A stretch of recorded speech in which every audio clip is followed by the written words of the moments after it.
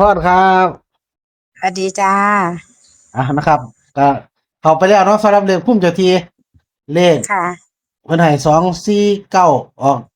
46บ่จ้า64เนี่ยเนาะก็ถือว่าออก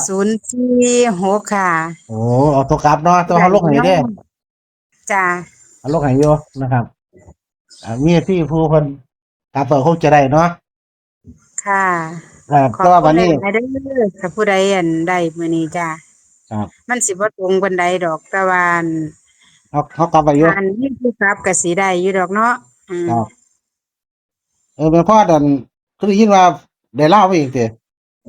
โอ้ยนอนอยู่ห้องแอร์แล้วเย็นๆข่อยก็มาอีกซะแล้วบัดนี้เออเอาเราไปให้แล้วคือได้ยินข่าวว่าอยากได้ฮานอยคือได้ลาวอยากได้ยินข่าวว่าอยากได้เหล้ารับสิมาบอพัฒนาเนาะกจ้าอืมเพิ่นก็เลยว่าเอาไปลองเบิ่งอีกก็เด้องวดนี้ว่าซั่นว่าครับคันบ่ถูกกูบ่กินฮอดเหล้ามื้ออื่นพะนาคือของคักคือว่าคักเออ ก็จริงว่าคักอ๋อร้านสัตว์ด้วยเหรอเจ๊แม่นคันบ่ถูกสิบ่กินฮอดเหล้าได้ยามมื้อเช้าว่าซั่น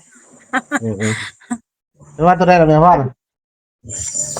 คือมั่นใจแท้150ว่าซั่นว่าเอาหนึ่งลองเอาไปเล่นลองเบิ่งดูว่าซั่น 150ตัวเจ๊จ้ะ150เด้อว่าซั่นว่าอืออกแน่นอนมลาวพัฒนา20:30แม่นบ่ว่าซั่นว่าจ้าอืมร้านสัตว์เนาะฝันเด้อฝัน